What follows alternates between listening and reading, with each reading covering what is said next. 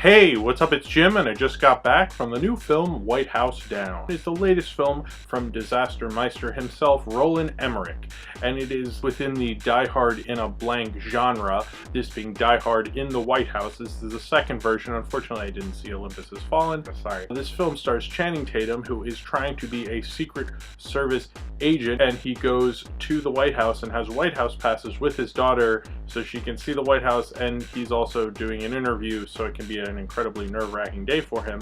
And then while they're there and he is rejected from the Secret Service, suddenly terrorists come and attack the White House and try to kidnap and kill the president, played by Jamie Foxx, and Channing Tatum has to stop them and save the free world as well. Roland Emmerich, I think, most of his movies, 2012, The Day After Tomorrow, Independence Day, they all have lots of destruction on a massive scale. And this is almost a little smaller for him because he's not destroying a city this time. And having this be more of a Die Hard ripoff movie, it kind of brings it in for him and lets him kind of show how good of a 90s action director he is. I mean, this is very much a 90s throwback movie, but I wouldn't maybe even call it a throwback movie because it feels like Roland Emmerich never really evolved out of that. He just kind of stayed in that vein. There's no Bourne-esque shaky cam. This doesn't feel like a modern blockbuster. It feels like a film from the 90s. The only thing that's not very 90s about it is the ugly color correction. They made everything look dark for no reason. I don't really understand that. The camera's very steady and still. It feels like any of his movies, and it feels like, honestly, it could have been released the same time as Independence Day. It's very much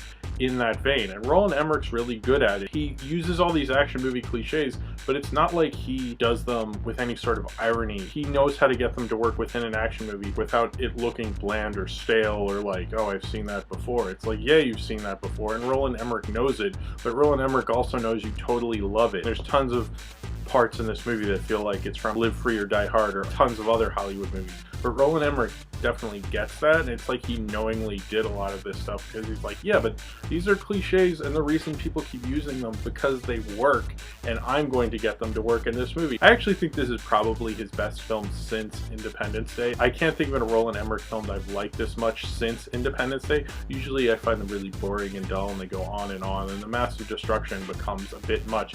And it's like the fact that he kind of scaled back, I think, worked for him. The temptation with a lot of his movies is he's showing the devastation and the destruction over the character. Not that the characters are that amazing. When you're just showing the devastation and such, and you're relying on it so much, it kind of makes the film feel a lot more hollower, and that he has kind of a cool action lead with Channing Tatum and having Jamie Foxx as the president. I mean, I think this film was cast really well, like way better than I've seen a Roland Emmerich film cast since probably Independence Day. Channing Tatum is basically playing Will Smith in Independence Day. I mean, at the beginning of Independence Day when Will Smith's like, oh no, I got rejected from NASA again. And it's like, what? He does the exact thing he got rejected for at the beginning of the movie. And then Channing Tatum, at the beginning of the movie, they're like, you can't be a Secret Service agent.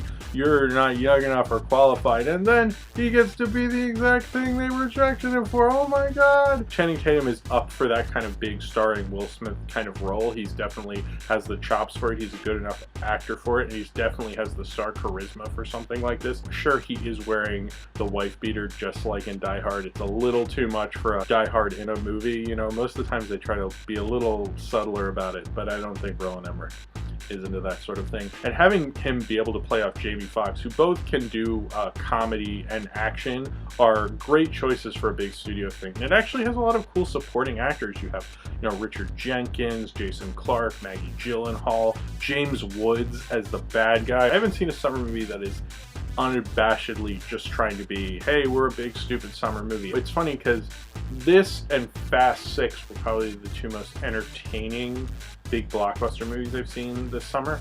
And Fast 6 is smarter because it's like a joke, there's irony in it, like it's taking a lot of liberties.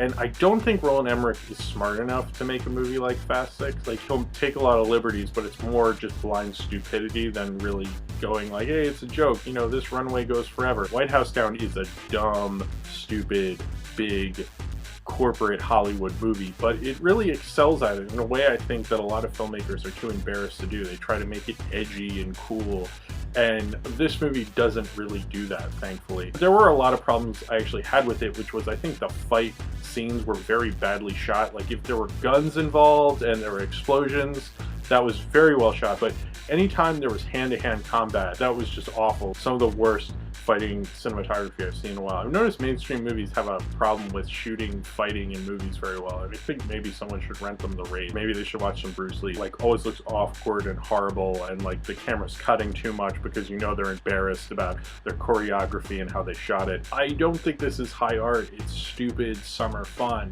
And it's stupider even than Fast 6, which is a movie I liked for how much of a stupid joke it was. He's not into that style. It's like he is really from a past generation of action movie directors, and it really shows. This feels like Air Force One, Independence Day, and Die Hard in the series. You know, it's really in that vein. It's not, you know, our modern action movie vein. So it can feel a little outdated. Roland Emmerich knows how to make these movies, and he's never going to change. And this is a more glorious attempt on it. This is more a celebration of it, where it really works. I don't think I'll see another movie this good from Roland Emmerich in a while, but I was surprised how much I liked it. And it reminded me, you know, Independence Day is kind of a dumb movie, but I enjoy watching it, and I enjoyed watching White House Down. And that's essentially what these big Hollywood movies are supposed to do. They're supposed to be like, oh, you critics, you care about character and like story and plot and all these silly things. But these movies are fun. And White House Down works within that theory because it is fun, because they did have fun, because the audience was cheering. And I think this movie works within that thing. But it is a dumb movie. And if you're not into a big corporate dumb Hollywood film, this isn't for you. But if you are, this is a great thing to see. I mean, if Fast 6 is sold out, I would see Fast 6 over this. So if you have seen White House Down and you would like to talk about it, then comment below in the comments and subscribe if you would like to.